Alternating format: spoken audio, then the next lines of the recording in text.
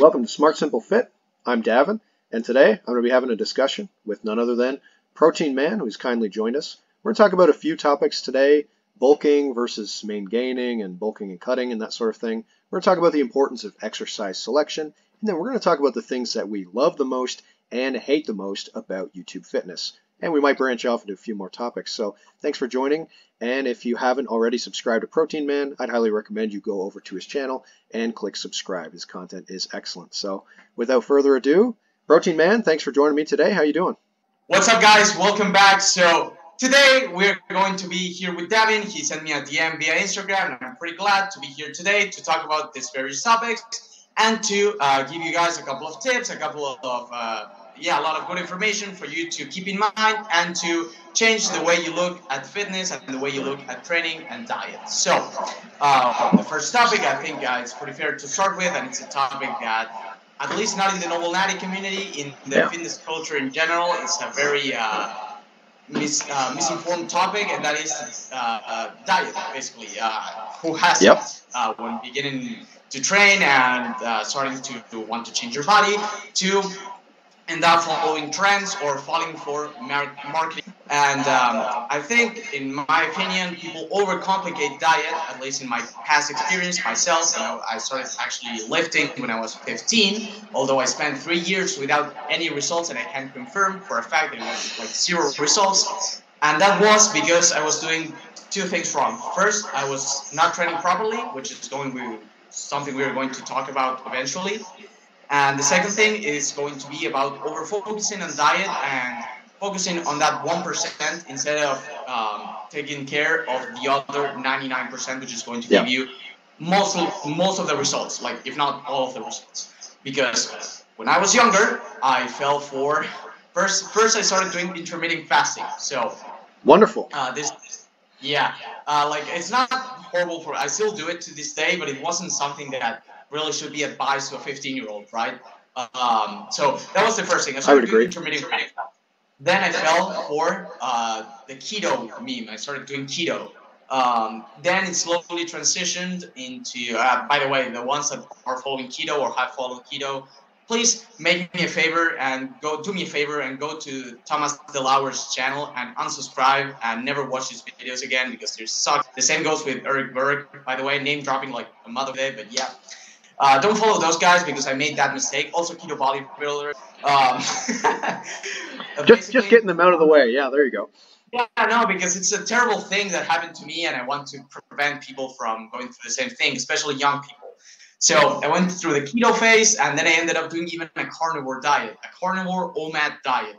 I think I don't want to throw flowers at myself. So I'm going to give me a backhanded compliment. You have to really appreciate the amount of discipline and stubbornness that I had to keep myself in that diet, even though I didn't have any results. So I'm going to tell you what is going to work for you, and I'm not going to tell you to cut out carbs. I'm not going to tell you to cut out meat. I'm not going to tell you anything crazy.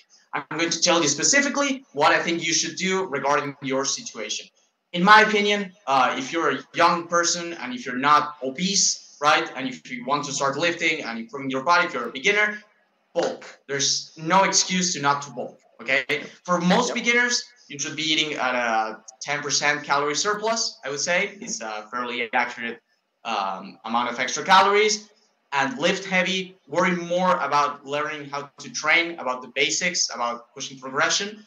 And then you can start worrying about smaller details of your diet, but eat more, right? If you think you're skinny, you hear a lot the skinny guy excuse of like, no, I eat a lot and I don't gain weight. Eat more, okay? Yeah. It's very simple. No one's really tracking when they say that, right? It's easy to perceive that without tracking it to confirm it. Yeah, just eat more. I'm not going to tell you to track. I don't think that tracking works in the long term. Just eat more. Eat more. If you're intermediate, I would also recommend bulking, but this is in the case that you're 12 to 15, maybe 16% body fat. You can bulk all your way up to 18 to 20% body fat. I think it's a good finishing point for your bulk over a long period of time. But if you're already an intermediate on 20% body fat, or if you're a beginner that is way above like 25% body fat, but it's not quite 30% body fat, right? You're like fluffy, but not super like obese, right?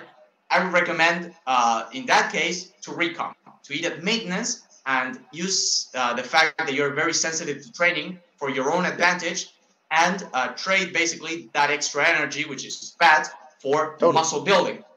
Yep. So you're basically bulked up. Now you have to use the energy extra that you gain to build more muscle. You're basically recycling your energy, if you will. You're eating a surplus, you're accumulating some muscle, some fat, and then the extra fat that remains there, you use it for more muscle. That's basically my thought process. I would like to hear about yours. Yeah, absolutely. I think, if we were to take it to another level, some people would use a fancy term like repartitioning or something like that, or recomposition. It's totally possible. I think sometimes people get a little, it's like you said, a little too caught up on small details. And with the question of, energy intake, am I too fat? Am I too skinny? Am I skinny fat? Am I eating enough? Do I need a bulk and cut, main gain? Look, these processes are dynamic, right? Your body isn't just like light switches turning on and off, okay, in a factory. It's not that robotic and mechanical.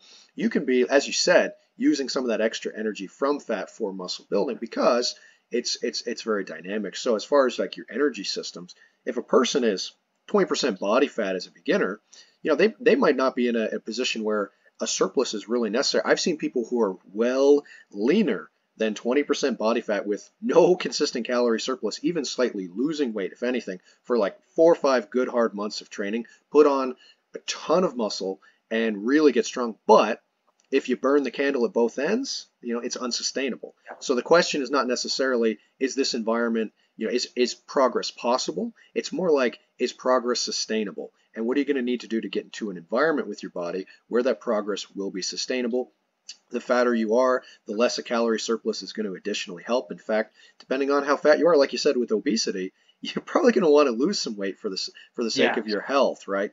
It's going to yield additional benefits. Some people are at a high body fat long enough, they have sleep issues, right? Sleep apnea. So just for your basic health, basic hygiene, getting to a body fat that's not too fat, but certainly staying away from Athlean-X, when he said like his Athlean zone, right, which is like, 7 to 10% body fat, that is a crazy level of leanness to try and stay at and eat your carrot cake once a year just to maintain. So I think where you were emphasizing the teens, I think I'd like to agree with that. Generally speaking, if you're somewhere in the teens, that's going to be really healthy, even low 20s for some people. If you have enough muscle, right, the more advanced your physique gets, the better you look generally at a higher body fat percentage. So even low 20s isn't too bad. But bulking and cutting for a lot of people is the way to go. And unless you're really overweight, you probably shouldn't be trying to do both at the same time, right? You should expect your cut to kill your gains, but it's okay. It's going to come back. It's like Alpha Destiny. I don't know if you saw, Alex Leonidas, in his most recent video, talked about how, I'm getting weaker as I'm cutting, but it's revealing what was already built. You're showing off the sculpture underneath the excess material. He's exactly right. You're revealing what was underneath. If you're a bit weaker, it's fine, guys. It's okay to cut. It's going to be temporary. Now, the next topic maybe we can go into is, what are your thoughts on, you mentioned 10% calorie surplus. Maybe you can explain to the audience how you would approach a cut, like time frame, how much weight you'd want to lose, how much you'd want to gain on the bulk, things like that. But generally, those are my thoughts. Okay, let's not be too extreme. It's not all or nothing with main gaining versus bulk and cut. It's just that, hey, the person who's fatter has more resources to spare. The person who's skinnier has every emphasis to get some food in there, man. You're starving if you're 8% body fat. Get a 30 calorie surplus, am I right? That's right. Yeah, you better count them right down to the calorie. Goodness. This is actually a pretty this is basically the main thing, the anchor that the whole multi-level marketing scheme that the fitness industry is built upon is diet. It's not training. It's hardly ever training because it's not even the program itself. It's usually the feeling you get when you look at the program.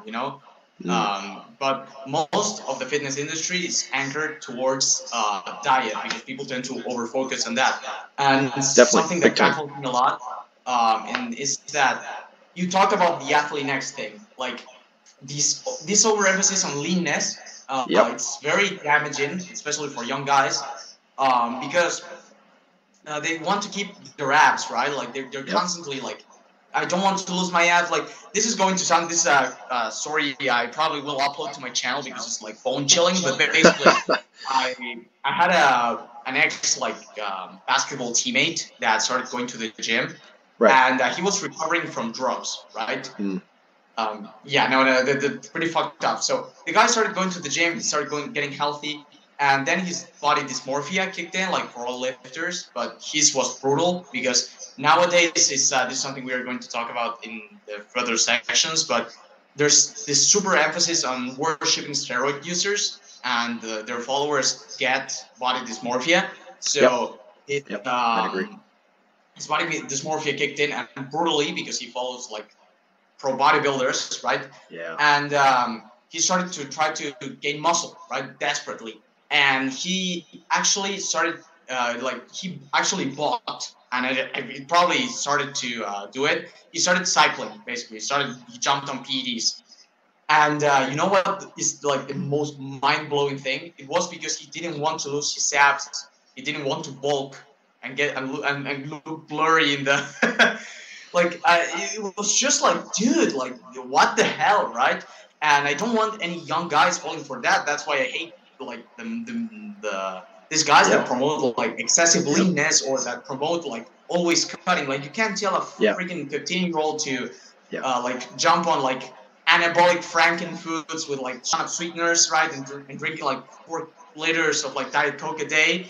It's an obsession. I don't have anything against sweeteners, right? But like this super like artificial food made just because you don't want to eat at a surplus, right? Like this, this whole thing made just because you want to maintain a level of leanness that is not healthy. And it's not you buy your anabolic cookbook because you have an obsession, and you use a good term, body dysmorphia. I think that would be appropriate, and certainly what this individual did on your basketball team, that is like the extreme of the extreme.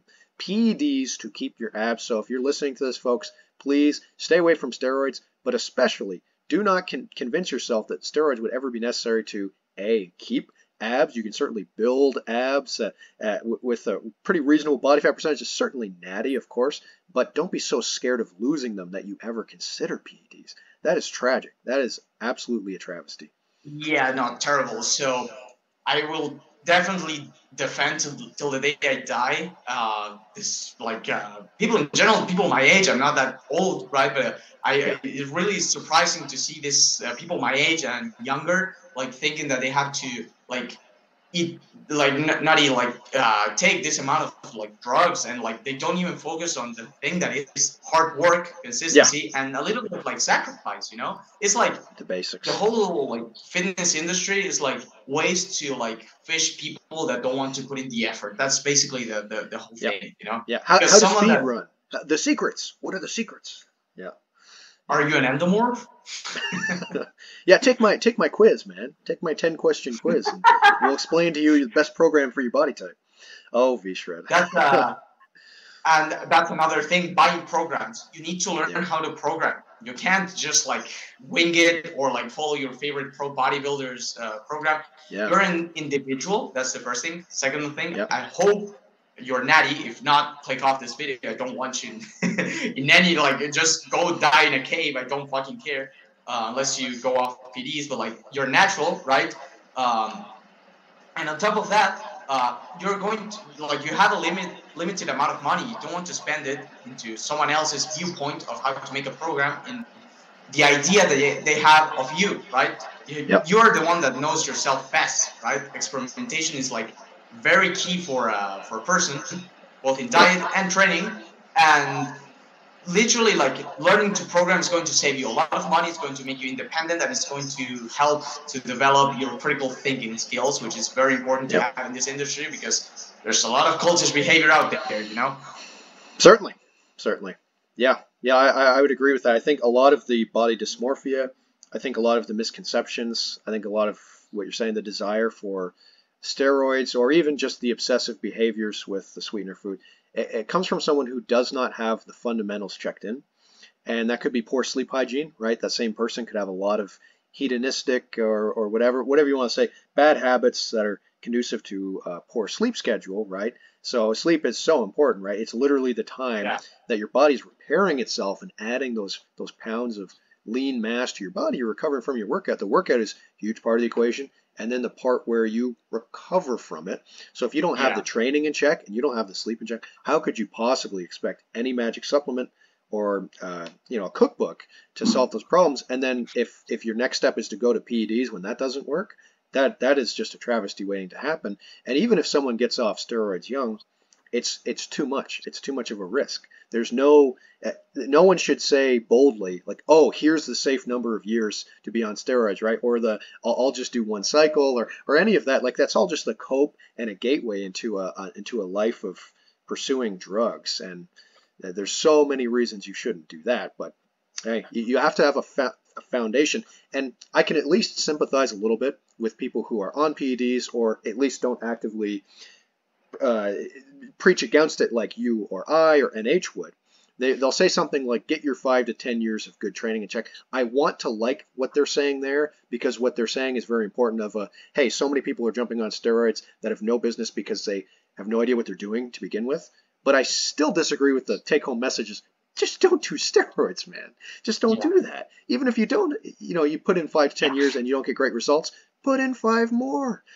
Work harder, right? Put in more sleep. Actually take care of yourself. And if you're busy, okay, but make something work for your schedule. But there's no cutoff. I would hate to see someone actually put in 5 years of training, hearing that advice and be like, yeah, it's not good enough, man. Put in my 5 years.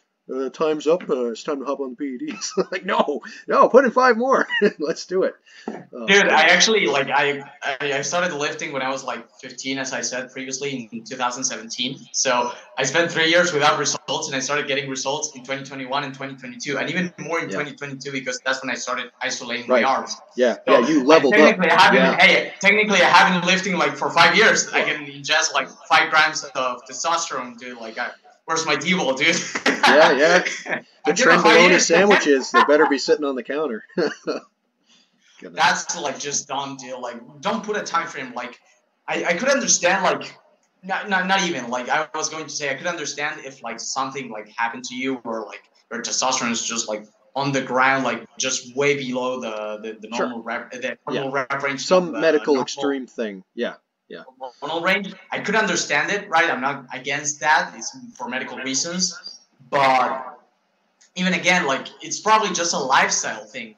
Testosterone is lifestyle related, like all your hormones. It's not like you have a switch, right? And you have like a tiny person with a lever, and it's like, oh, I'm going to fuck this guy up, and like pulls down the lever, and there you go. You only produce estrogen, Oh yeah. No, absolutely. Yeah, you have more power to influence your own testosterone than some people would black pill you out of believing. But that being said, I want to make clear for the audience that neither Protein Man or I are suggesting that go get like a testosterone booster or something like that, or like a diet can, magically this type of diet will like double your testosterone. No, it's nothing. It's nothing remotely comparable to PEDs, but at least get the basics and check. Have a normal, healthy life, and that will do wonders for you. Get your sunshine, get your 8 hours of sleep. All the stuff you've ever heard growing up is mostly true, right? Like eating your vegetables is not a bad idea.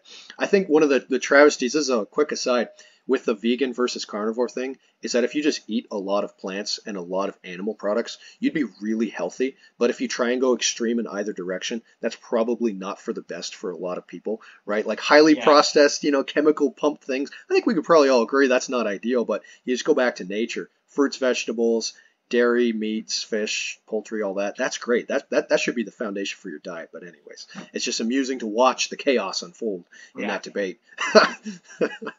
Yeah, definitely. It's the industry in general is like over focused on diet, and I would like to for more people to talk about like programming, because that's the most important thing, right? And not only programming in terms of like exercise like selection, like we're going to talk about in a couple of seconds. But it's not only in those parameters, but the most important thing, in my opinion, is the execution of the program. Because the execution of the program is, first of all, what is going to drive the gains, and second of all, is what it's going to give you the feedback. Because if you make a program too high in volume and then you go execute it, you're going to definitely realize, hey, this was too high in volume. You're going to burn and crash in a couple of seconds, right? Then, if you make it too low on volume, you're going to realize that, hey, my workouts could be longer, right? Then you're that you have to learn to execute your program first. I would say that's why I would recommend for most people to start on a novice program, on a cookie cutter program, because it's probably going to be good, right? Not good in general, but good for your specific context and situation. Yeah. Learn to execute the main movements, right? Whether it's calisthenics or weightlifting or Olympic weightlifting or whatever, right? You learn to execute the movements. You learn to push yourself to push progression and stuff like that. You learn to do the things right, and Yep. then you can go back to the theoretical Yeah. section, right? Like The you deeper have all this dives. The deeper dives. like Yeah. science Yeah. DLs. You know, you have the science DL code, and I actually know a guy in my gym that does that uses RIR on isolations. um, so yeah, you have But these is he guys making that gains? That's my question. If he's making gains, all the power to him. But I think, yeah, I would tend to I agree. think That's a you that's a know. I layer think you've gone too far. Yeah. yeah. But like you have these guys like it's basically the science DLs, the optimal gurus that overthink training and Yeah. all these variables and this angle right here, and then if you pull like this and like that, and then you look at their like how they execute their programs, and you know like they look like a paraplegic, you know, like someone with cerebral palsy or something like that doing the movements without like they're going through the motions, or they just do a partial range of motion poorly done. They don't know how to push themselves to failure, you know, like I look at this guy doing two RIR on extensions, and it looks like he has 10 reps left. That's the Like question. Yeah. Yeah. you're not like struggling with the weights. You're not Yeah. challenging yourself. You're not executing the program properly. So Yeah. you can't gauge the quality of the program by that. You have to Yeah. take into account the execution and the program itself, the theoretical thing.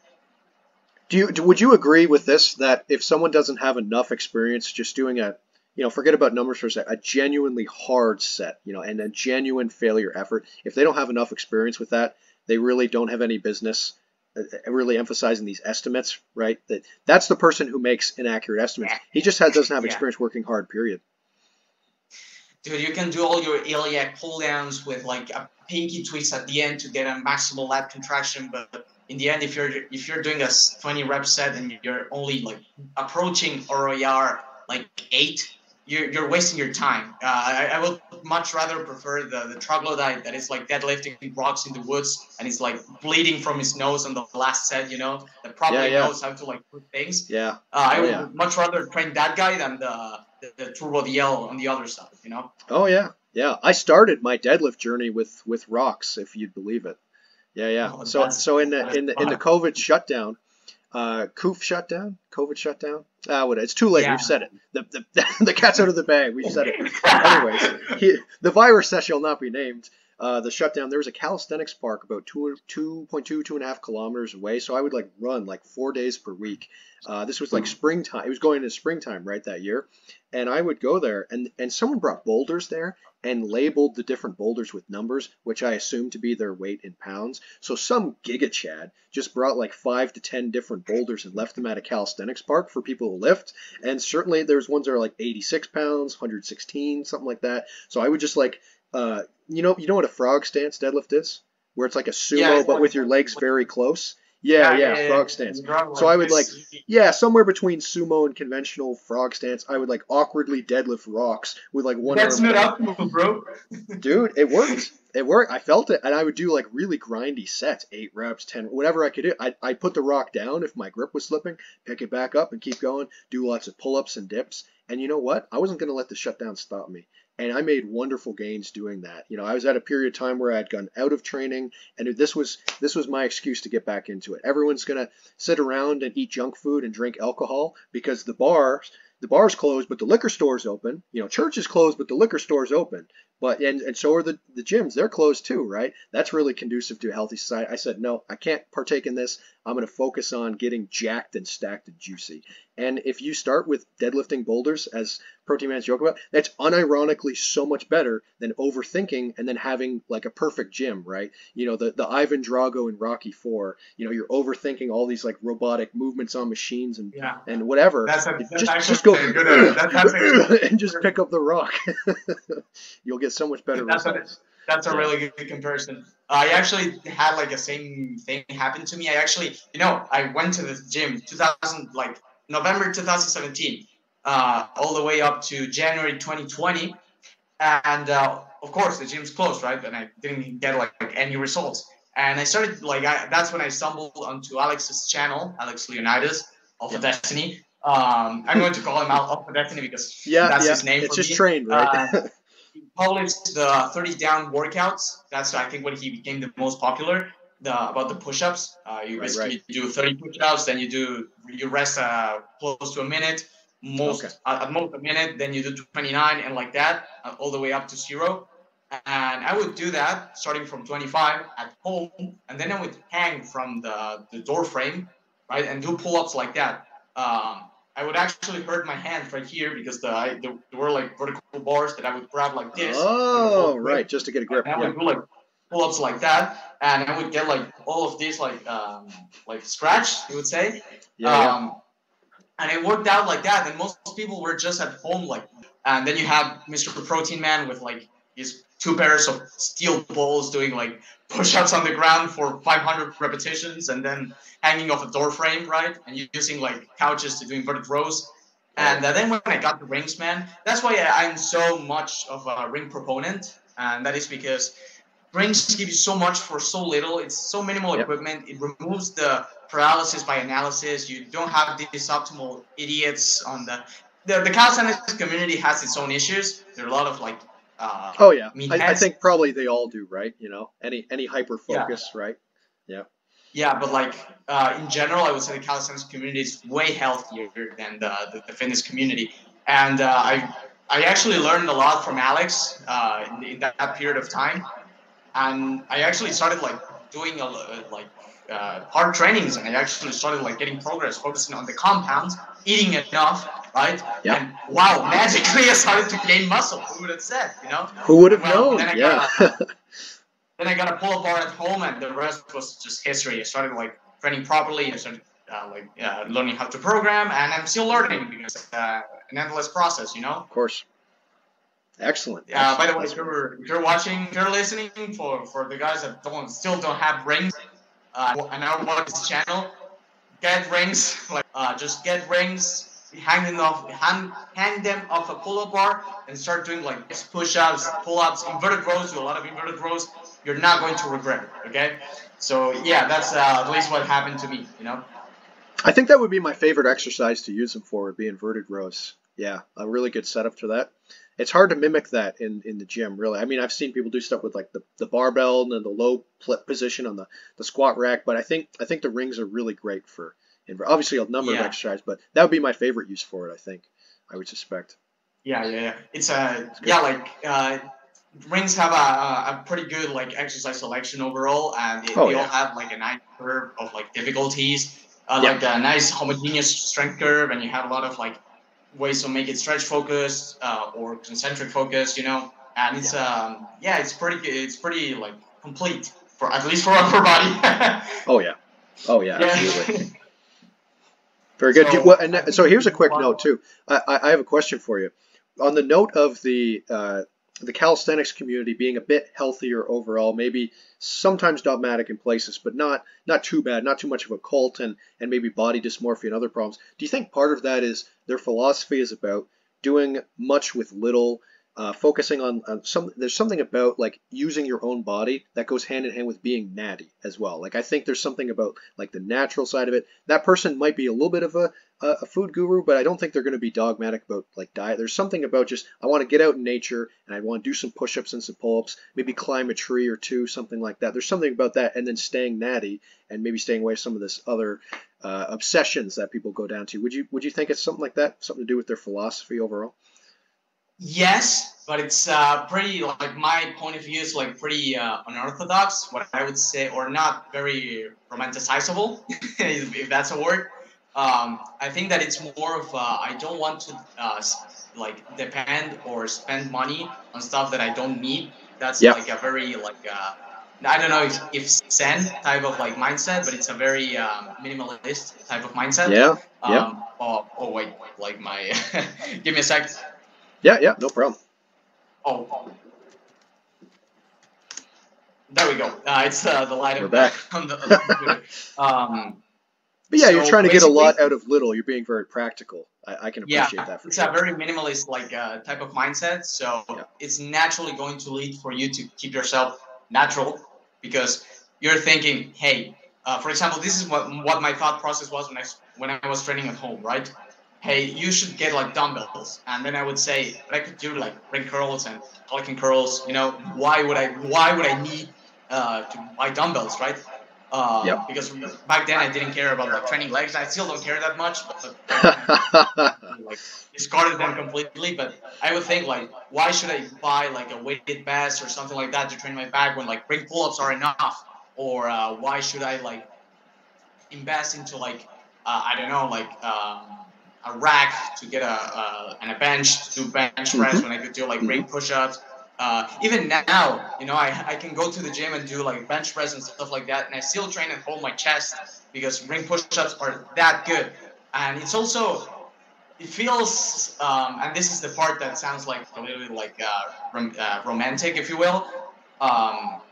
You basically fall in love with rings in the sense that it's you and the rings, you know, and it feels different. Moving your body through space feels different than being all tied up like this and moving your bar up and down, you know. Of course, you have to make some sacrifice if you want to like grow your muscles optimally. Some muscles are better grown with weights or cables, Yep. but there is like this really good aspect of like just your body moving through space and how you can manipulate your body. It feels a certain way that I can't describe. It's only understandable for those that have basically trained Yeah, you've got to rings for a experience it. while. Yeah. Yeah, when like with croissant with like suboptimal gains, we made a crossover, right? And we trained in the park, and he never did like any type of calisthenics. And I made him jump on rings. The next day, he bought rings. They were that good. Like Very he good. just from Yeah, then on, I he really just like the way he included them in his trains. program. I love the way Yuri trains. He's got such a good mix of things. Yeah, going on. And he's not afraid really to try new things and see how it works, right? And that's a good, healthy mindset to have. We should be open to experiment in our programs, big time. Yeah, experimentation is number one. Then it's like execution and then programming. Excellent. All right, so let's. What do you think? Let's go into the next topic, exercise selection. I know this is a topic you're very passionate about. I certainly have. I would say at least a few strong opinions on the topic of exercise selection. So I'm interested in hear your thoughts first, then I'll respond, and I'll share with you mine. All right, let's do it. So I want you all listening to pay attention because this is going to be a ride. So the first thing you have to keep in mind is that specific, like very specific exercises, like for example, a Bayesian curl, just throwing a specific exercise out there. It has nothing special, right? There's nothing special about a specific movement. Now, you can categorize movements by types. First, like you could apply filters to movements to identify the type of movement they are and the role they will play in your program, so you can put them in the right slot, so you can get the most amount of gains and the most out of that specific movement, right? You as a bodybuilder, you have by default very lengthy workouts, so you want to get the most right out of every single movement. It's not very time efficient to do 40 sets for a movement. You could have done just 3, right? If you apply the proper like programming, right? So you have your exercise, your movements, right? You classify them into compounds and isolations, right? We start with the first filter. Do we work more than one joint at a time, or do we work just one, right? Then we have the compounds. We can classify them in what I would say is movement patterns, right? Vertical pushing, vertical pulling, horizontal pushing, horizontal pulling, hinging, squatting, and lunging, right? That's the classification I like to give. Because lunges, although they are unilateral squats, they work a little bit different, especially they have like a emphasis on glutes. I think a distinction is fair. Yeah. So we have the movement pattern. That's another filter we apply only to compound movements. And then we have what I call conservative movements versus spammable movements. And this is something that I came up with, basically. And it's based around basically stimulus to fatigue ratio. So what I mean by stimulus to fatigue ratio is if you take a movement and you evaluate its joint stress, right? Like how much can you do of that movement, and if you're going to find problems with your joints, for example, bench press and your shoulders, or if you deadlift too much, the lower back, the problems that it can cause in the SI joint, stuff like that, the range of motion you go through. and how diffuse the tonnage is for a specific target muscle. Let's say you want to grow your hamstrings, comparing like RDLs to like Romanian deadlifts or good mornings, right? Sure. The capacity and safety you have to push those movements to failure, right? And a couple of extra things, right? And based on those parameters, you establish the stimulus to fatigue ratio, and out of that, you establish if they are conservative or spammable movements. Now, just to give an example, conservative movement would be like the bench, squat, and deadlift, right? Movements that will give you a lot of stimulus, but at the same time will give you a lot of fatigue, right? Movements that for that you should auto-regulate with intensity, right? Like reps in reserve and stuff like that. So you don't overdo it because they're very fatiguing, but they are very stimulating. So they are pretty like time efficient. And they will give you the bulk of your like intensity stimulus right out of the gate with just 3 sets, for example. Then you have the spammables, right? Which overall they give a lesser stimulus, right? But they allow you to do more volume, do higher frequency, they are less taxing on the joints, and they allow you to really push things to failure, just go full caveman on the reps, go beyond failure even. They are both important, right? Examples of spammable movements to be stuff like calisthenics in general, like pull-ups, push-ups, Bulgarian split squats, stuff like that, that you can really like go in deep, and hack squats, that's another one. You can really push like hard the sets, and it's not going to really damage you compared to going to a set of failure of deadlifts, right? So both are important, right? I think we can. You would agree that both are important and both should be included in anyone's program, right? The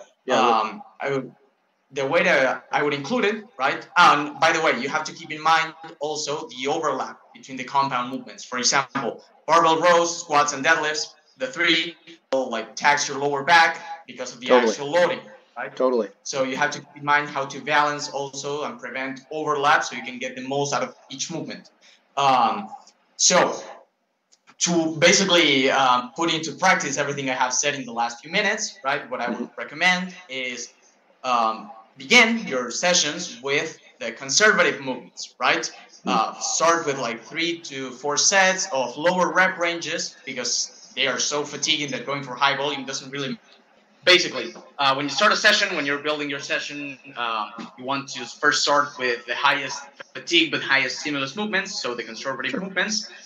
Then you want to fill in the rest of the volume with moderate reps of the spammable movements, right? You don't want to start off with the spammable and then move on to the conservative because you are going to end up basically not getting as much stimulus as you could from the conservative movements, which they're going to drive the strength aspect, and it's going to allow you to drive more tonnage to the spammable movements. It's like a retroactive feedback loop, if that makes sense. Yeah, you would say it's counterproductive to pre-fatigue too much. Yeah. Basically, the conservative movements, you want to keep a low rep range, mainly like I would say 3 to 5, 4 to 6. Maybe if you want, you can push it to 5 to 8, right? Like on squats or like bench press. I would also recommend adding pauses because if you do a touch and go, for example, a bench press, or you do your rebound squats, I don't think it's the best for hypertrophy. You want to slow down the eccentrics, add pauses, and then push out of that position, and that's going to allow you to do those movements with a higher hypertrophy focus, because that's something that it's very talked about. They like to throw shit at the big 3, and although I don't do them myself except for squats, I do think that the big 3 are actually amazing for hypertrophy, as long as you add a couple of pauses and you don't try to over optimize technique for strength, right? You don't have a radical arch. You're not like just touching and going. You're like controlling the whole movement. You're pausing and you're trying to get the most out of the least weight. Yeah, I would generally agree. Then we talked about, this is just the compounds, right? We start off with the highest stimulus, with the highest fatigue compounds, then we move to the spammable movement, and then we have the isolations. So this is basically like the spammable movements, but squared in the sense of very low fatigue. They allow you to accumulate a lot of extra volume to a specific area for minimal amounts of fatigue. and it's very important to push them to failure and have that as a set point. So, for example, lateral raises, right? Lateral raises, you should push them to failure, like once you fail here, and then you should keep going, right? You should try to accumulate as much tension as possible.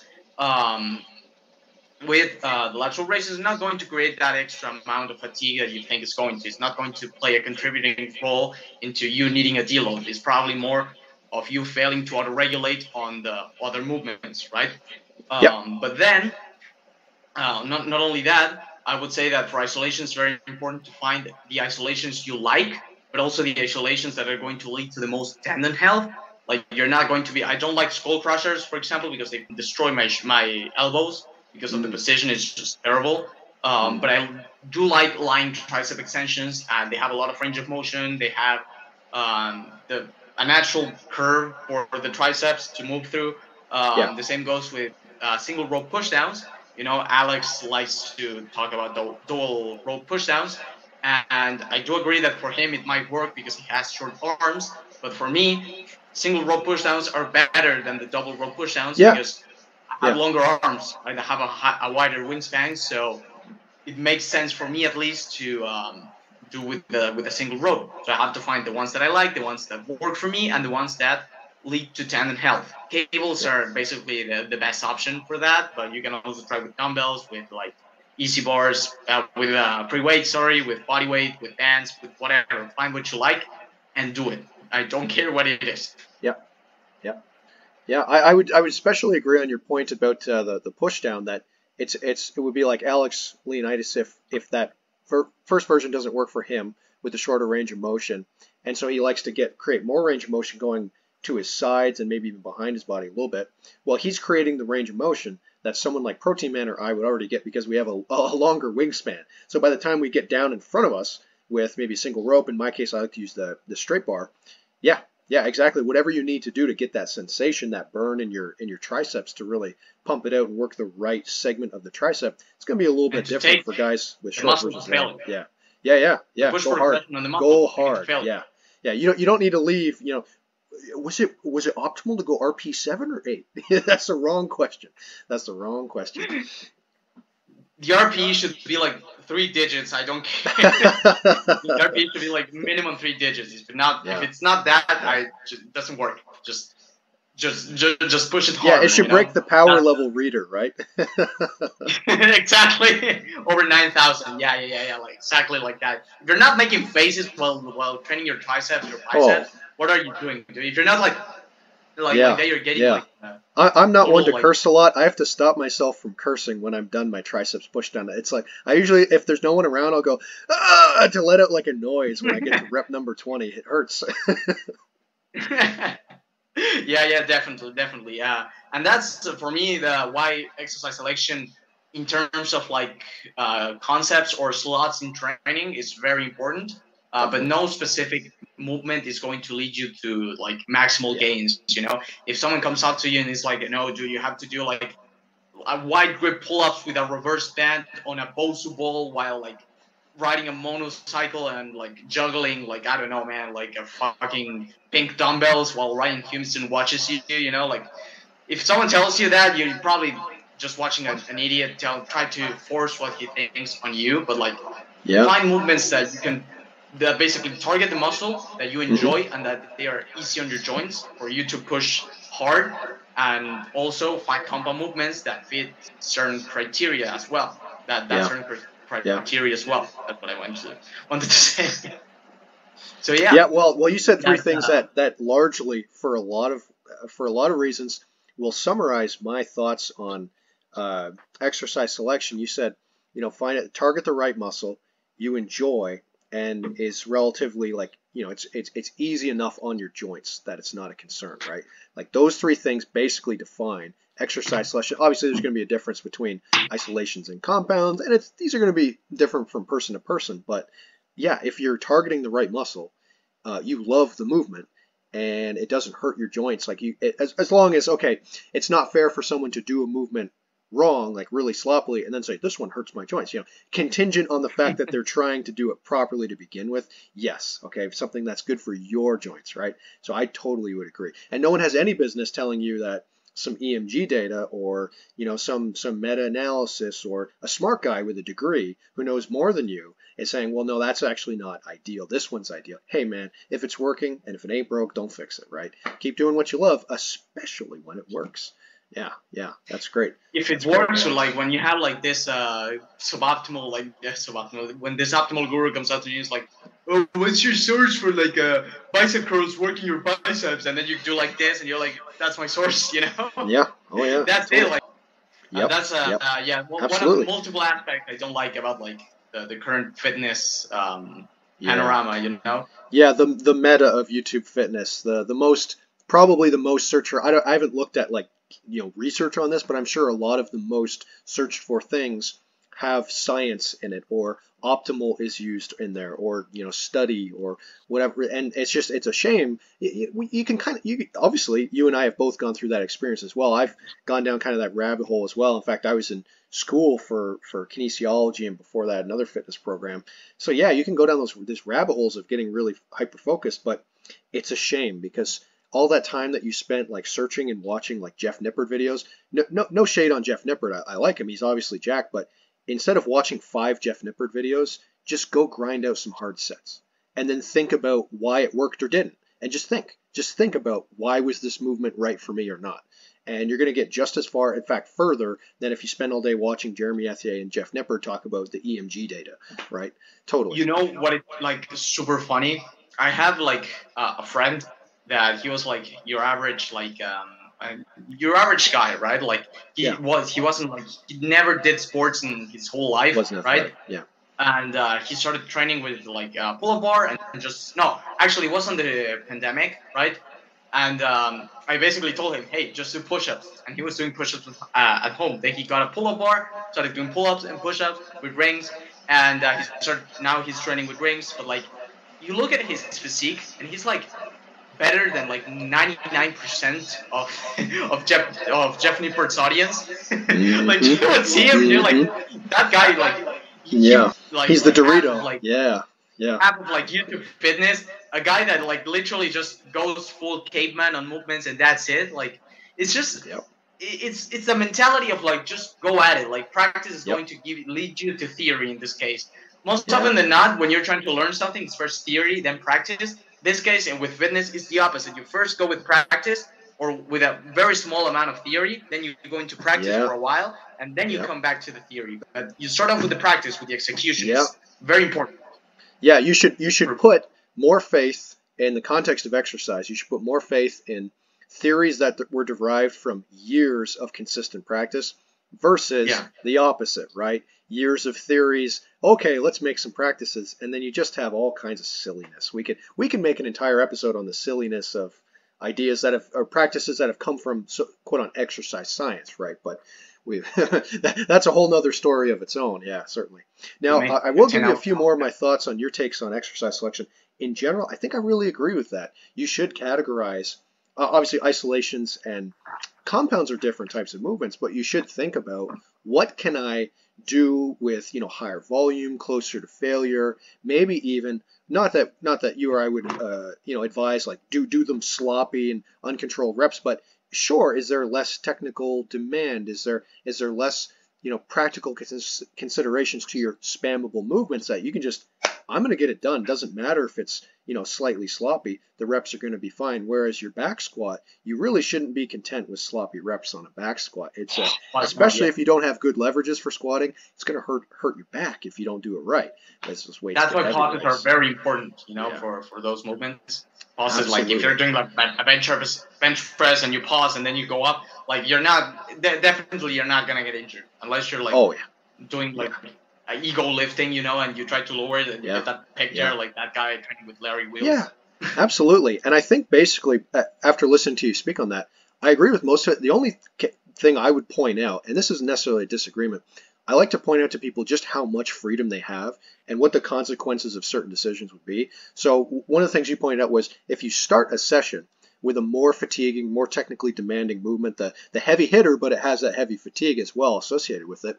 If you do that first, well, then you don't have to think as much, and you don't have to, worry about those things. And if you pre-fatigued on leg extensions and then did squats, it's like, why? Why did you do that? Why did you pre-fatigue with 5 sets of leg extensions before your prime mover? And so in that case, I certainly would agree. But in my own experience, I actually do my spammable squat variation first. Helps me get warmed up for a back squat. So it's like I'll do my multiple sets of front squats, and then I've decreased the amount of time I need to spend warming up for back squats. Obviously, they're both squats, even though they're different. And then I finish off with the heavy back squats. Doesn't mean it's the last thing I do in the session, but I use my spammable as a segue into the heavier thing that beats me up more, right? So it can go both ways. And it's important that people just think about, okay, with exercise ordering, there's going to be some consequences, but whichever one, trust the feel. Trust your body, trust the feel, trust your mindset, and think, okay, am I earning these heavy reps, or am I getting them out of the way because they're fatiguing? You can do either. There's going to be consequences. The last thing I do in a bench workout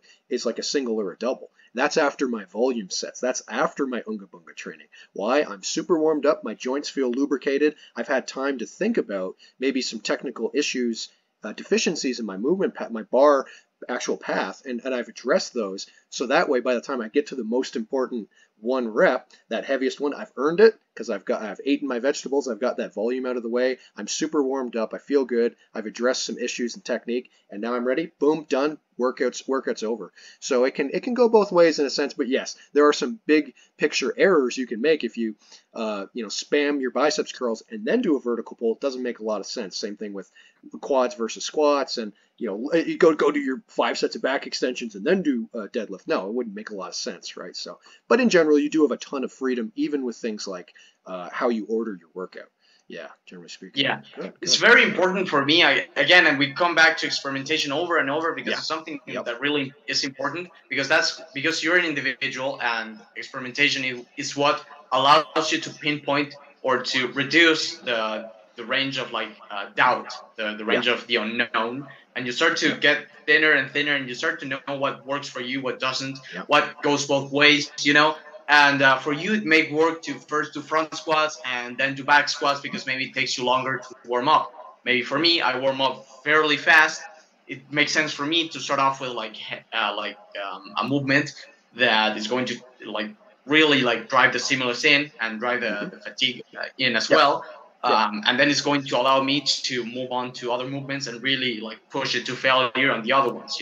And it's very individual. It's a very individual thing. So you have to experiment, use your critical thinking skills, and go developing your own lifting philosophy, because no one is going to do it for you. You can pay a coach, but the coach is going to basically coach an image that he has of you. He isn't in your body. He isn't living with you, right? Yeah, I was going to say inside you, but that's it's going to get this video demonetized. So you want to you basically want to you're the person that best knows yourself. So you should apply that knowledge to yourself and always relate it to yourself. Never listen to someone just because he has a lot of subscribers or because he wants to sell you his cookbook with 15 different ingredients, on French toast. Yeah. It's a gamble if you take someone else's advice with certainty, even when they're really trustworthy. If they've got big muscles, lots of experience, forget about the science gurus for a minute. Even listening to people like NH or Paris, Bald Omni-Man, Alex from Alpha Destiny, right? You're going to need to try some things out. And it's like you said, okay, you got to think critically about it.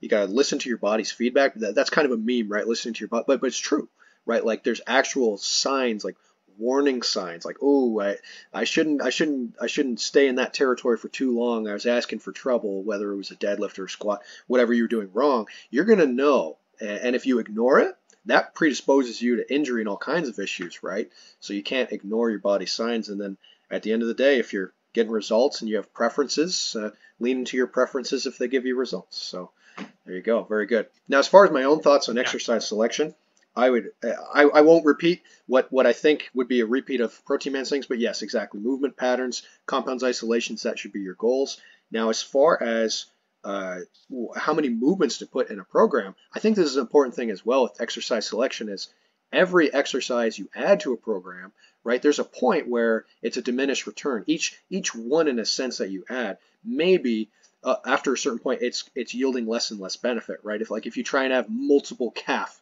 exercises or 3 or 4 biceps exercises, each one is probably a little bit less meaningful than that first one, right? The guy who tries to cope and says that his powerlifting plus lat pull downs is enough to get big arms, it's probably not, right? For a lot of people, that's probably not enough to get big arms. So his first barbell curl or pelican curl, in your case with the rings, that first bicep movement is like so important because he wasn't training his arms adequately. But now when he starts to add more layers of nuance, the hammer curl, the reverse curl, the incline curl, for different reasons, stimulus to fatigue, anatomy, right, to complete the whole arm because there's different smaller muscles, that's yielding benefit, but less and less. So consider, what really needs to be a foundation of my program to really hit the big picture of all these number of muscles.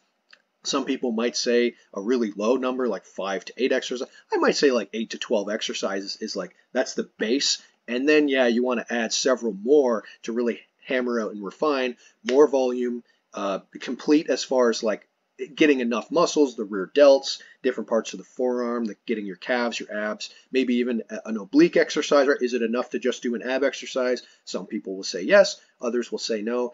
And that's obviously going to lead you up to experimentation. But there is definitely a point where you have too many movements. A friend of mine was basically like inspired by my recent training arc in the last couple of years, my YouTube channel. He's a very active guy.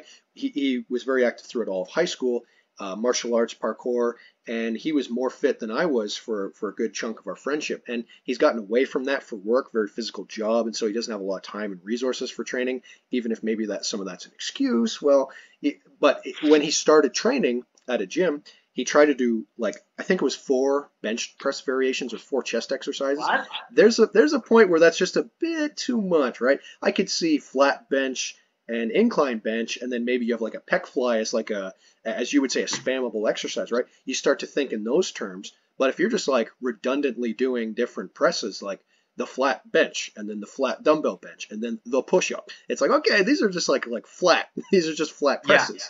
Yeah. Not only are they horizontal presses, so they're redundant in that sense, but like on the angle's redundant. So one thing that's good to avoid is not only is this neither Protein Man or I would say optimal very much, but forget about is it optimal or not, is it redundant? Try to avoid having exercises in your program that don't really need to be there. And you can think about that, okay, which ones are actually getting me the most benefit? Can I cut? Can I cut something out without consequences? And can I add something in that's more meaningful? Those are important things to think about. So don't overthink exercise selection. Think about, does this thing have good, and to add on to what you're saying, okay, spammable versus like a heavy hitter, right? I would agree with those categories. Additionally, I'll say, here are important considerations, right? Heavy hitter. Yeah, that's heavy hitter. Oh yeah, boom. Yeah. Quite literally, right?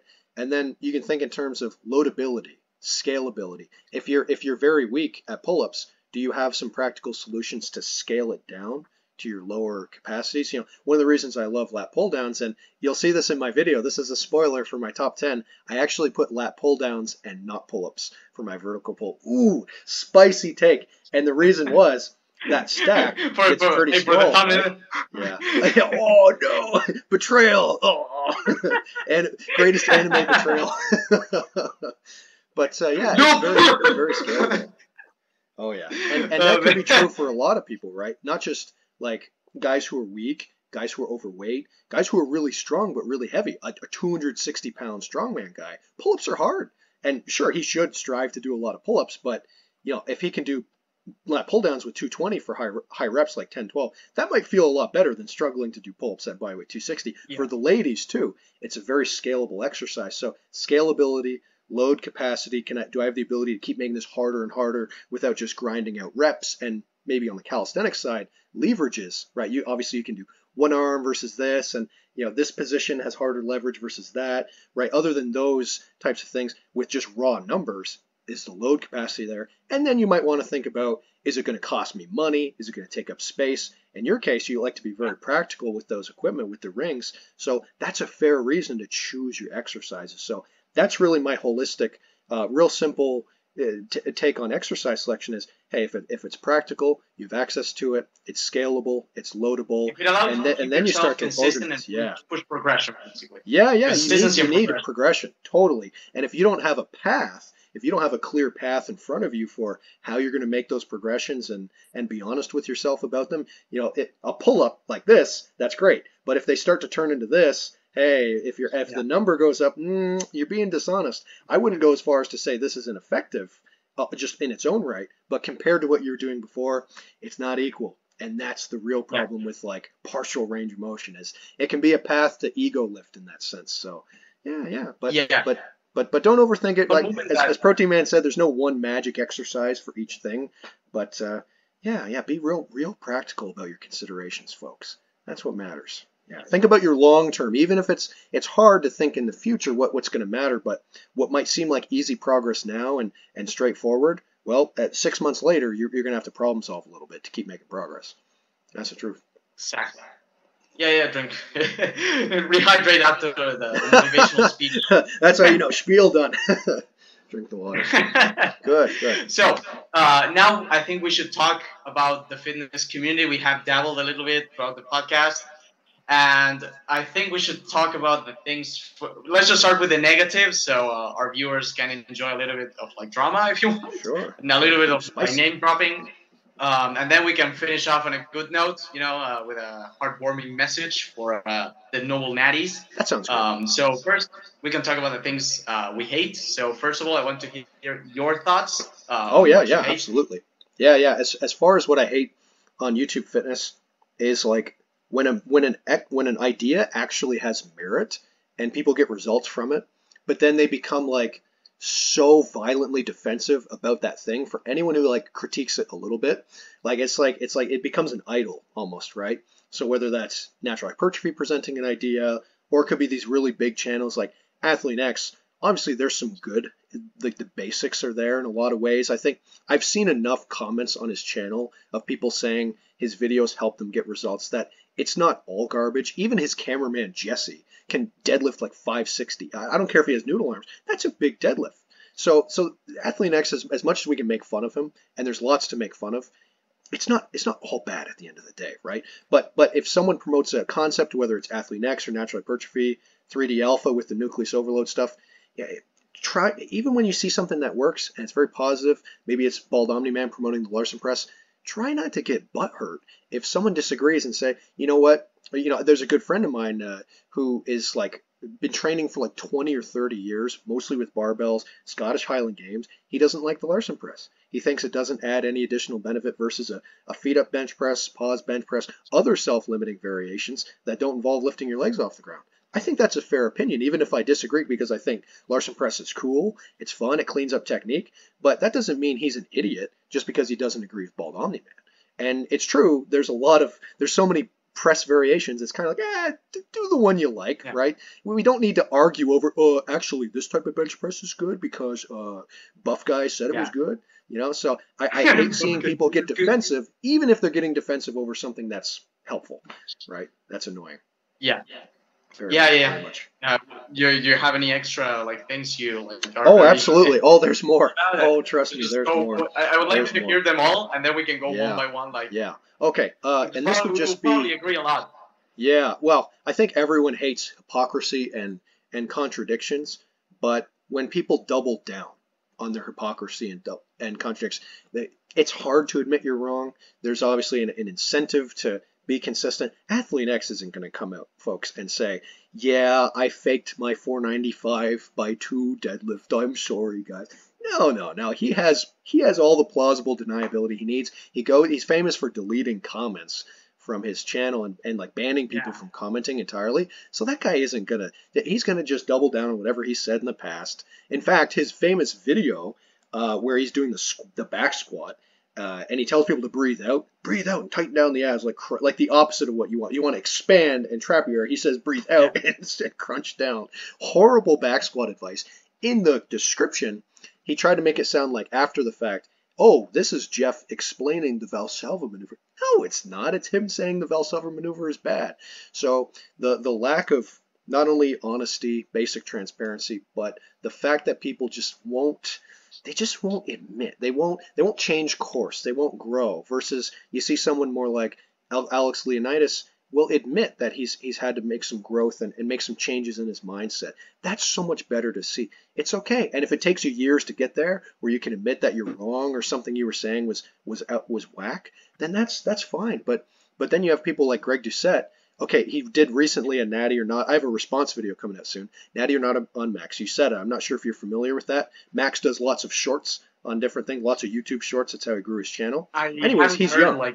yeah, the He, shorts he's he's community he's is close not to very. your age. Yeah, he's in his early 20s, and he's only really been working out for like three, maybe a bit more than three good consistent years.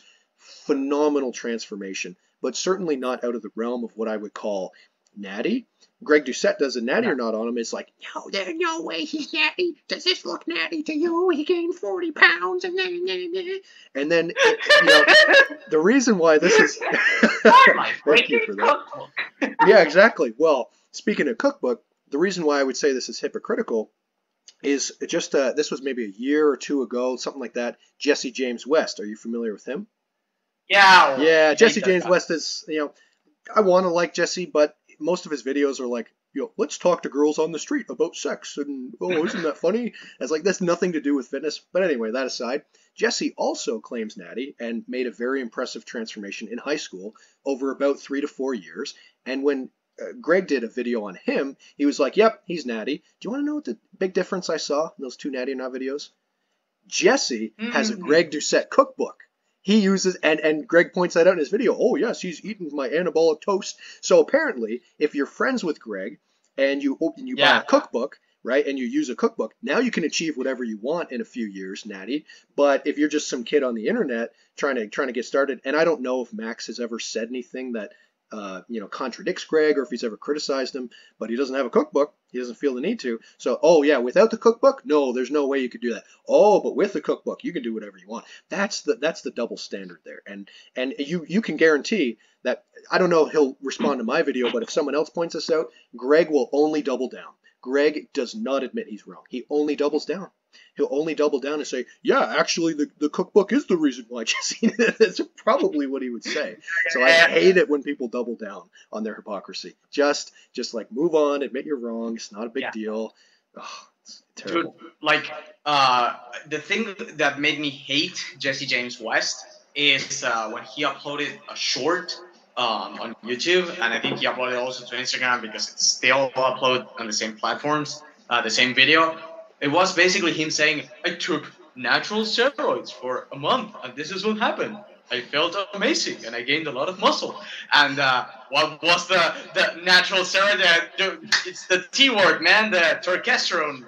The The turkey sandwich. the Absolutely. yeah Yeah, that's the right. the turkey sandwich, yeah, the fucking those pills. I have my balls right here in my throat. I'm like fucking done with the testosterone, dude. Thank God that they don't mention it anymore. But remember when it was meta to talk about like, oh yeah, the testosterone is actually really good because it increases testosterone in bugs, you know. And then like NH came in and he was like, no, it doesn't work. Like everyone was like Yeah, it's a knowing, scam. and then Total scam. Total scam. Yeah. you And know that also, meme which is I like think. Sorry, go you know ahead. that meme that you know that meme which is like the guy like speaking really fast and then you have like the giga chat moving like slowly like sliding across the screen. Have you seen it? It's like the one on the left is like more plates more days telling you the exact mechanisms to why like testosterone is going to enlarge your penis and it's going to make you six Oh foot yeah. tall black and it's Oh going yeah. to give you a lot of money, right? And then we Totally. have on the other side we have Totally. like the NH saying basically it's bunk, save your money, train Oh hard, you yeah. know, Absolutely. like Well, absolutely, like it was absolutely insane, dude. it's funny on that note too with the turkey stuff. So Greg, not only does he have like the testosterone, he has other supplements that have been like banned. And I'm on his newsletter. I get emails from his company whenever like he has new products coming out because I find them hilarious. So I want to know. I want to keep tabs on what his products are because it's entertaining.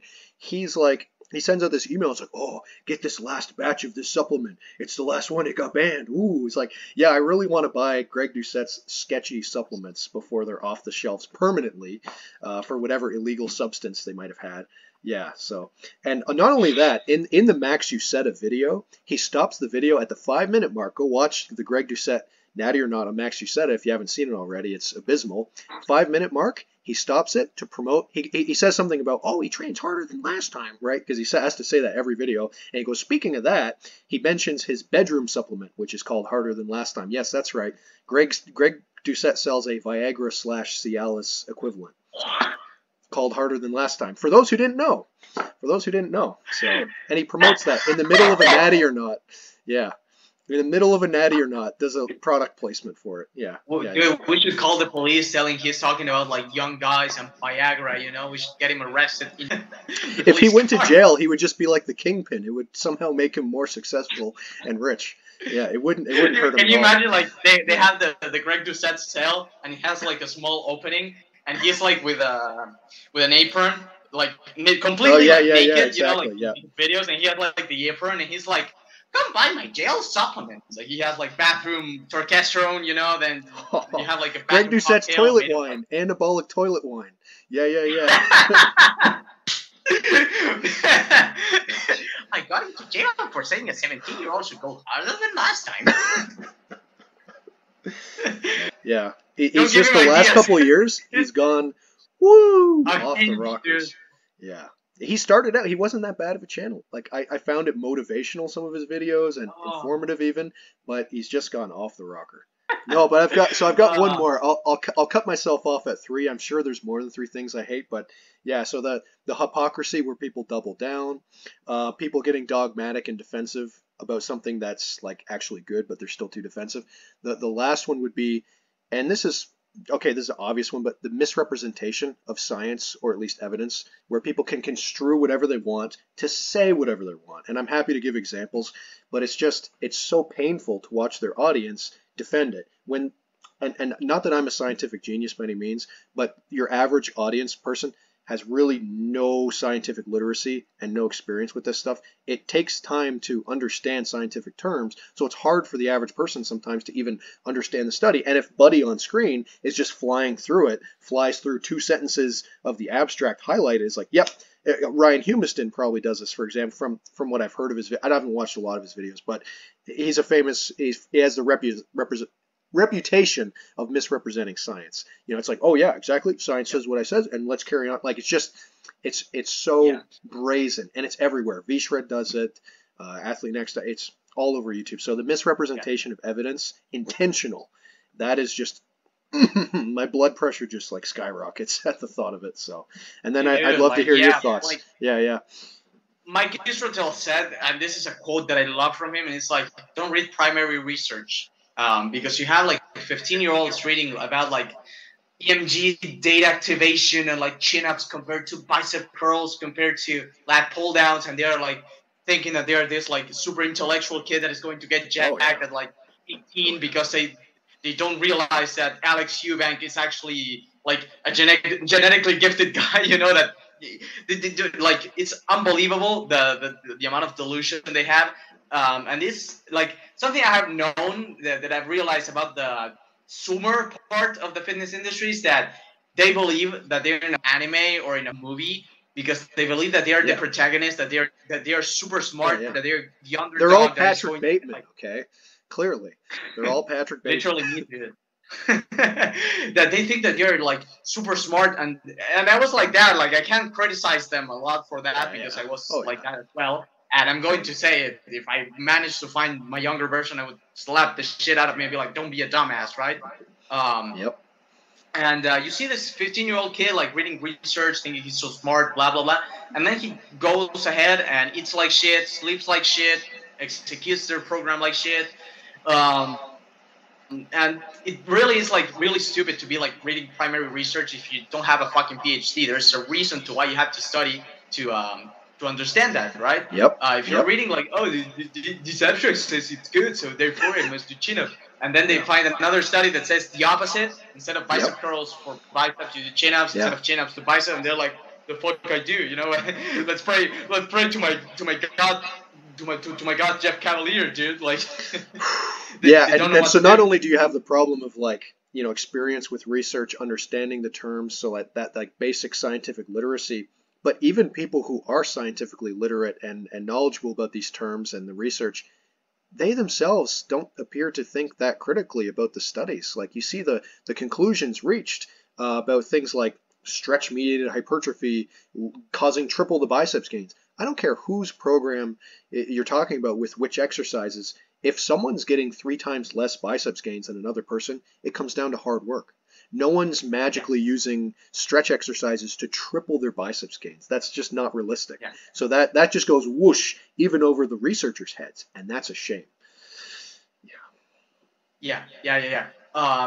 yeah, you have like a lot of people that want to be that guy. You know, they want to That be guy. the smart Yeah. guy. The And Giga Chad, the Sigma male, exactly. Yeah. yeah, they forget about the most important part, and that is that and this is it's probably this is the best piece of advice I can give for my younger audience, and is that becomes more self-aware, realize that in actuality you're average. You're average, right? You're not the underdog. You're not like super smart. Just follow what has been working for the past Yeah. 100 years, right? And even Yep. further, if you're doing calisthenics, which goes back to the Greeks, right? Like if you just do the basics, compound movements, progress, eat well, sleep well, you're not special.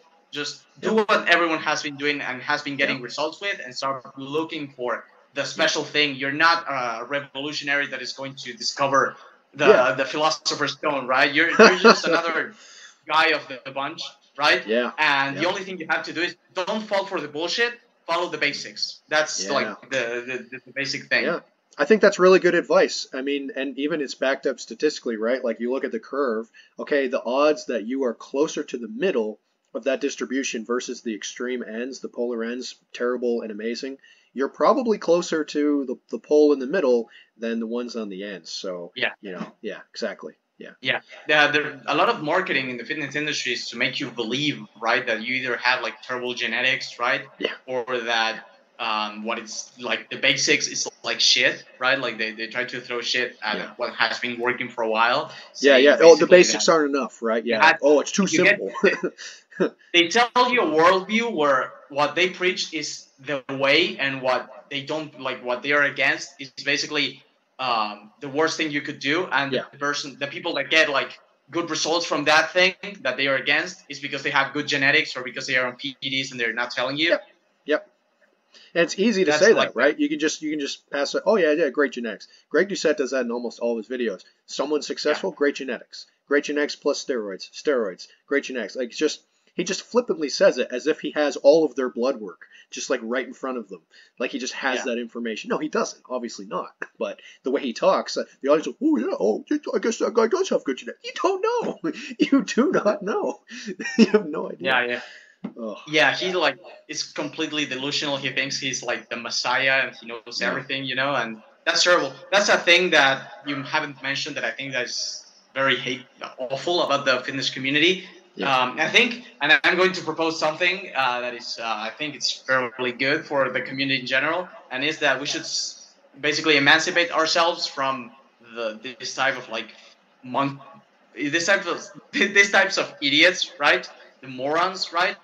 And then we have the other side with the noble natties, right? We should separate ourselves and try to grow that part of the community the most we can. And then we have the troglodytes and the scammers and Well, the fanboys on the other yeah. side, right?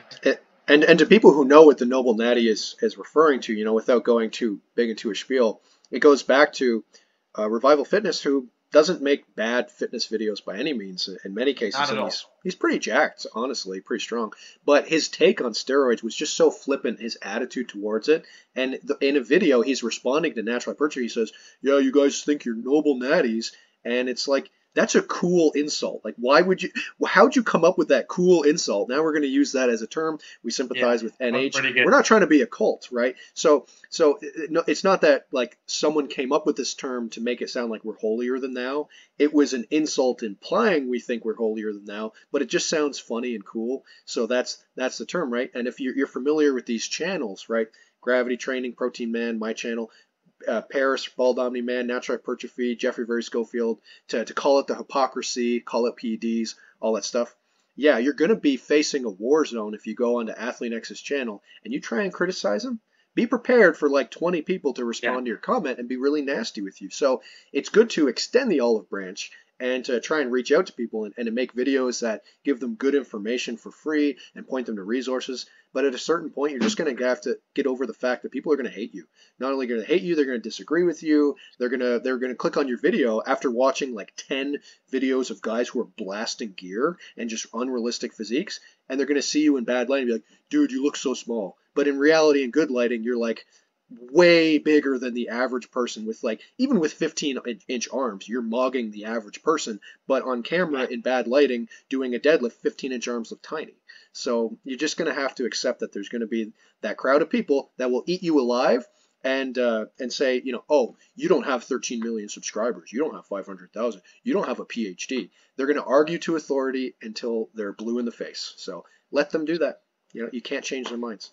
Not easy. That's the cultish. I hate. I'm a person that like sees the damage that cultish behavior creates, and something that I hate so much, man. Like, not only in terms of fitness, but in general, you'll see Sure. a lot of cultish behavior like all over the place, And Oh, yeah.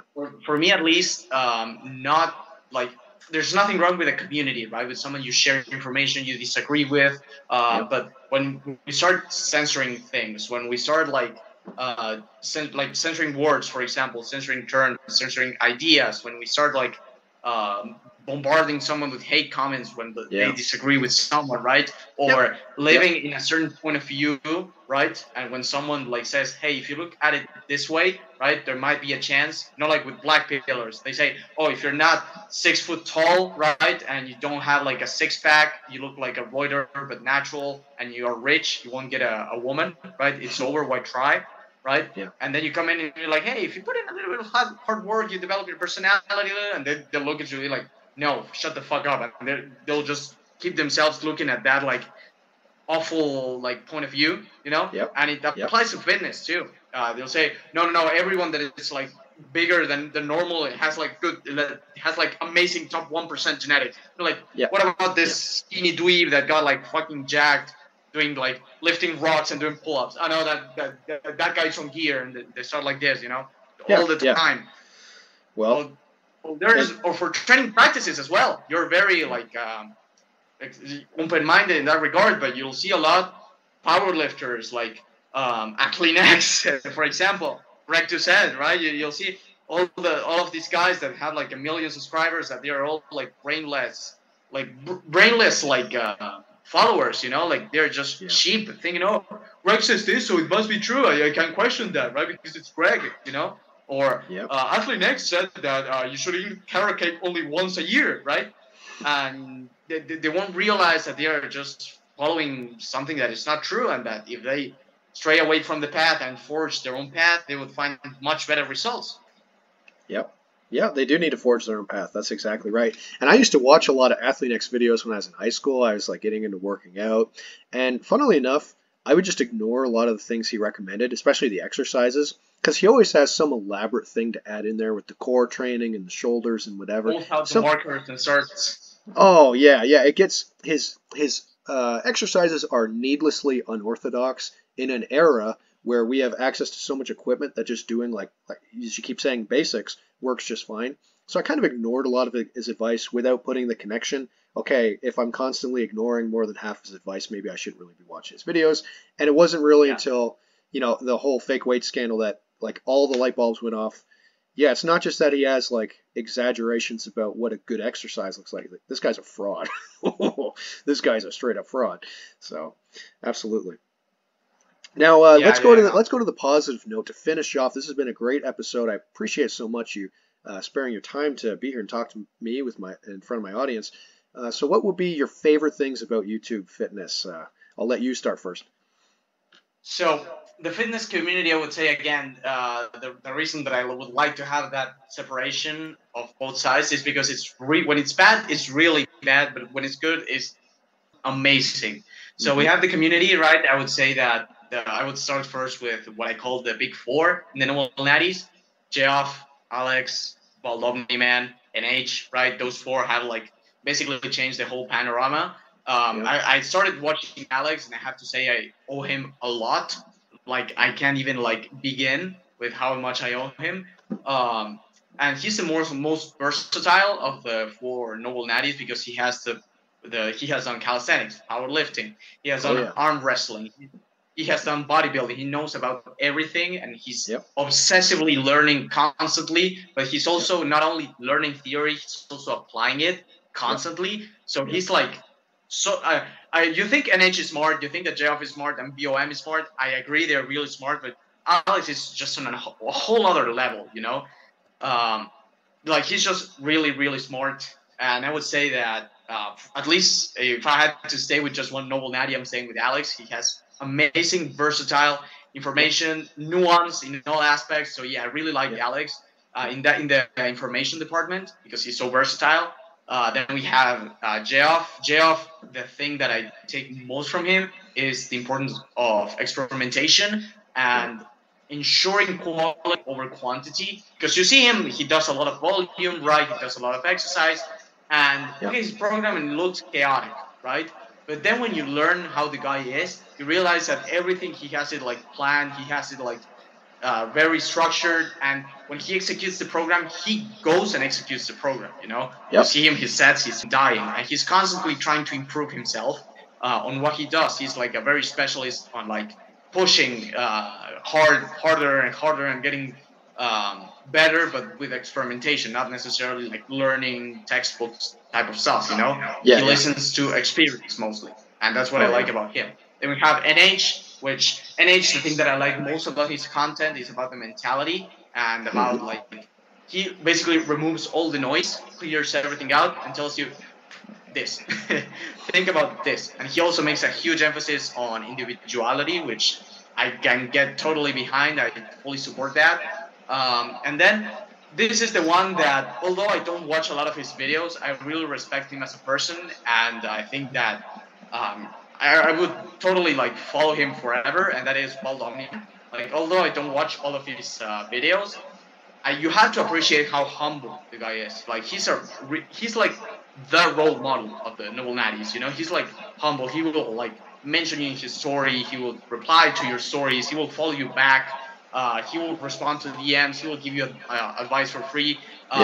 He has a truly like a craftsman mentality to programs, to the point that he will tell you, hey, when you're applying for coaching, don't come up to me and offer me money, right? Come to me like if it was a job interview, because I want to give you the best thing I can, and I want to really help you, right? He won't just tell you, oh yeah, give me your money, here's your program, right? Like some 5-6 someone who spent like 19 seconds making your program. So making your program, right? Yeah. No, but like Bald Omni-Man like really has this for me at least have this air of like, I'm good at what I do. I know that I'm good at what I do, but I won't let that get into my head. You know, he's a really respectable guy. So the big four are huge role models, and I think that I agree. Yeah, those are all great channels. Really great channels. Yeah. They each offer something unique and will help you a lot. Now, don't sleep on the underground natties, right? You have gravity training, for example. The guy's jacked, dude. Unbelievably strength, basement bodybuilding. They're jacked, and they give good information, you know. And absolutely. You get a pattern that they keep it simple, and they keep it like very homemade, but they still give great information. Croissant, like suboptimal gains. He also like he makes programs like I have done as well. He has done like multiple programs for people. He is again very humble again with the amount of exposure he has gotten. Still like answers to DMs. You can have a conversation with him. He'll talk to you like if you were his like if you knew him in real person. Awesome guy. You as well. You like I have to say you give great information at your channel to be bigger. Honestly. So yeah, Monkey Bars as well. Monkey Bars and Oscar's wife, for example, those two guys, they don't give like information, but at least for me, it's really inspiring to see someone work out every single day without exception. And recording a video, very disciplined. You know, you can learn from all the aspects of the noble natty community. I think it's a very nice community. I'm not a person that tends to stick to like one thing, you know, to a community of one thing. I tend to just jump around, but I have to say, like, you can't live this community. It's too good to be true, you know. Yep, So yeah, absolutely. no, I would say that's the things that I enjoy. A lot of free information with good intent. The priorities in helping. Money is a secondary thing to sustain the helping. Yep, So yep. Yeah, these guys very are like maybe a word you integrity could use based. is they're genuine. You have the passion, right? They are really passionate about the craft of lifting. Yeah, Yeah, yeah, absolutely. yeah, totally, totally. So yeah, that's what I like at least about this amazing community. So yeah. Wonderful. Now, I have a quick question for you before I finish off with my favorite things. Of the noble natties, whose physique is your favorite? I will have to say JF, definitely. Jeff. He's Although I big. like, man, He's a big I would be dude. between JF and Alex because Alex has that nice thick look, but like Well, JF, like and Alex arms. is looking pretty good because he's working on his cut, right? Did you see his most recent video? Yeah, those I some of like the it when he's like bulked. what's that? You know, when he's like bulked. You know, he uploaded a video on training on the park, and he was like bulked, but he was like a tank, dude. Like Bulked. it was like Yeah, Ben yeah, Affleck's Batman. You know, yeah, like when yeah. he has Oh, like the suit exactly. on. Yeah, yeah. Big but a bit fluffier. Yeah, yeah. Totally. He was Yeah, like full, dude. Like he was full. full. Kirkanic levels of full. You know, Yeah. like They're all gravitational they're all pull type of. massive dudes, right? They're all hulking men. Totally. Yeah. Yeah, So yeah. you'd But if go I with had to choose Alex? one, Yeah, if you have to go with one. what? If you have to go with just one, who's your favorite? Yeah.